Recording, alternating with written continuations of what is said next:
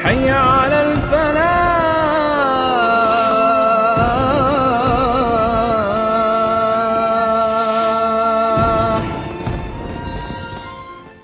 Cara untuk membersihkan hati dan pikiran kita, sekaligus meluruskan niat kita, itu kurang lebih ada 5 hal yang dapat ditempuh.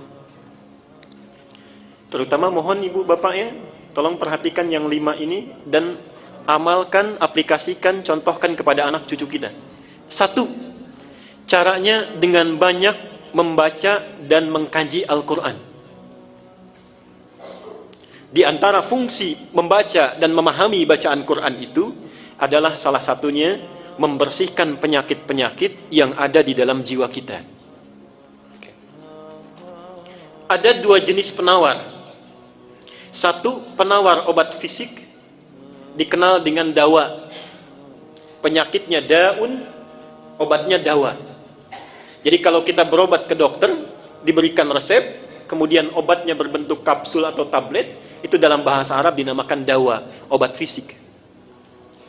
Yang kedua, ada namanya obat jiwa.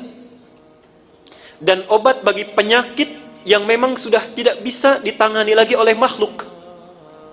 Jadi ini puncak segala penawar, dinamakan dengan syifa. Dinamakan dengan syifa. Quran itu, di antara fungsinya adalah menjadi syifa, penawar, obat, penghilang penyakit-penyakit yang ada di dalam jiwa, sekaligus mampu menyembuhkan penyakit fisik yang sudah tidak bisa lagi ditangani oleh dawa. Apa dalilnya? Harus ada dalil ya. Quran surat Al-Isra, surat 17 ayat ke-82. Quran surat Al-Isra, surat 17 ayat 82. Wa nunazzilu minal Qur'ani ma huwa shifaa'un wa rahmatun lil mu'minin. Wa nunazzilu minal Qur'an, dan kami jadikan, kami turunkan di antara ayat-ayat Quran itu yang bila sering dibaca, dipahami dengan baik, diamalkan kandungannya, itu bisa membersihkan jiwa, menjadi penawar bagi penyakit-penyakit jiwa yang sering meresap ke dalam diri kita. Wa rahmatun lil mu'minin, sekaligus menjadi rahmat, kemudahan dalam mengiringi aktivitas yang kita jalani di dalam aktivitas keseharian kita. Itu yang pertama. Jadi ibu bapak kalau punya putra, mau cerdas di sekolahnya, mau bagus belajarnya, itu tolong perhatikan bacaan Qur'annya. Semua orang Islam yang pintar-pintar, kita tidak usah berbicara zaman sahabat ya, masa-masa keemasan Islam saja setelah tabi'in, semua ulama, semua cendekiawan, semua ilmuwan yang akan mempelajari ilmu-ilmu hidup, ilmu-ilmu kehidupan, ada matematika, biologi, fisika, kimia, semuanya mempelajari Quran dulu. Ibnu Sina, Al-Kindi, Al-Farabi, Al-Ghazali, Ibnu Rushdi, Al-Khawarizmi, Al-Bantani, Al-Bituni, semuanya dari Quran dulu. Ibnu Sina yang dikenal dengan pakar kedokteran, usia 17 tahun sudah menjadi dokter spesialis, rujukan para dokter di masa itu usia 7 tahun sudah hafal Quran. Usia 7 tahun.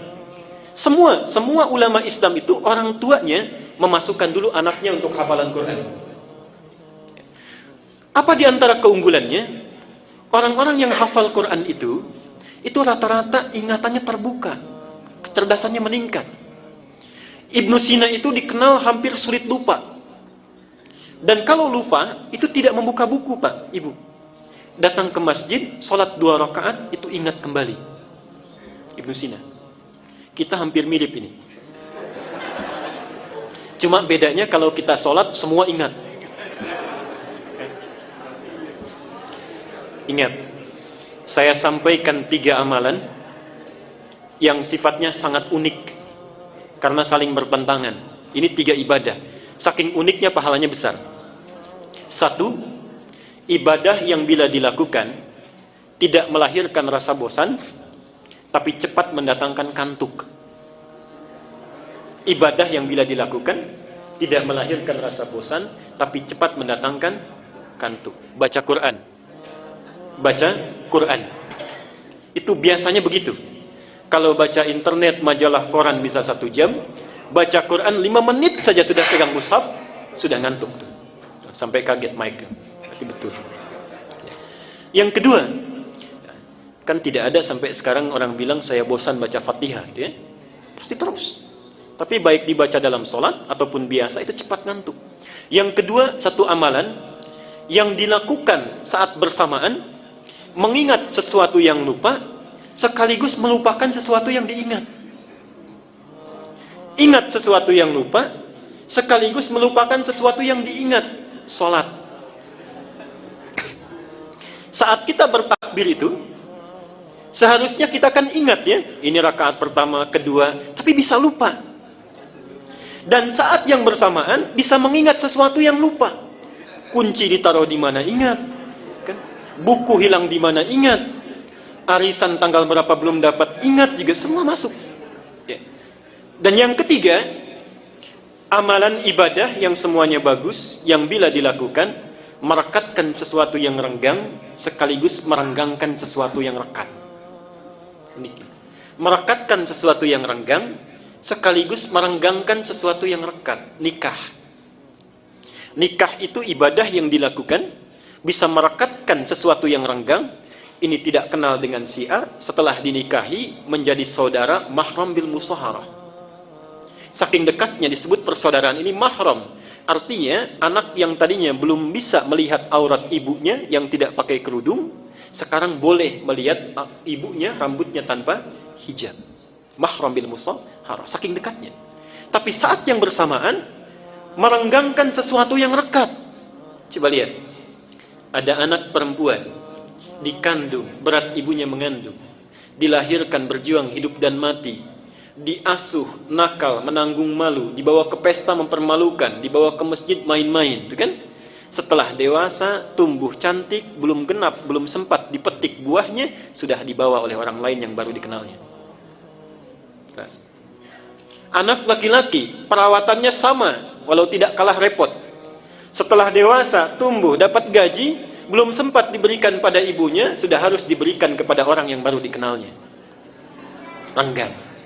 Ya. Karena itulah hati-hati, tidak ada mantan ayah dan ibu, dan kata Nabi, celaka, bu'dan liman adraka abawahil kibar falam yudkhilal jannah. Celaka orang yang masih hidup bersama orang tuanya, sudah sepuh tapi tidak mampu memasukkannya ke dalam surga. Yang kedua adalah memperbanyak salat malam. Memperbanyak salat malam, rajin tahajud. Itu untuk membersihkan jiwa dan pikiran kita. Dalilnya surat Al-Muzammil ayat ke-6. Inna nasyi'atal laili hiya ashaddu wat'aw wa aqwamu qila.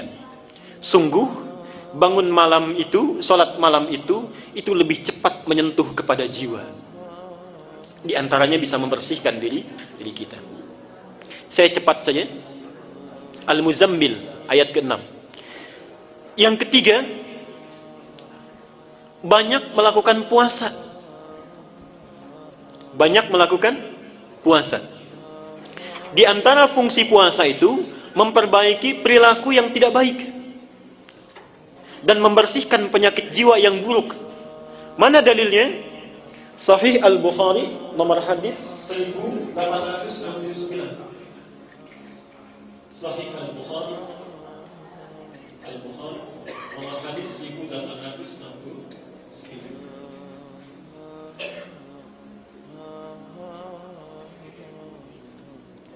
Kullu amal ibni Adam lahu illa siyam fa innahu li wa ana ajzi bihi. Setiap amal anak Adam itu untuknya kecuali puasa, maka dia untukku dan aku yang memberi pahalanya. Terusannya apa?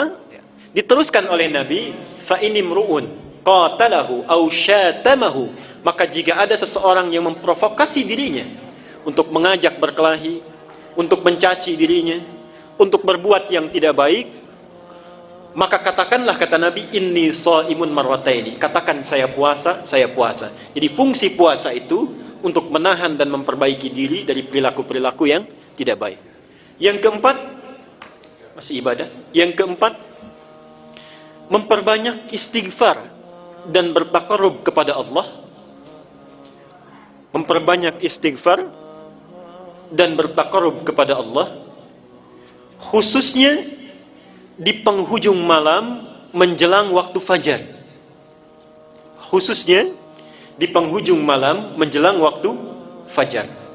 Dalam bahasa Quran disebut dengan sahar istilahnya. Wabil ashari hum yastaghfirun. Surah Az-Zariyat, surah ke-51 ayat ke-18 dalilnya. Wabil ashari hum yastaghfirun. Dan yang kelima, yang terakhir, memilih teman yang baik. Berkumpul dengan orang-orang yang soleh.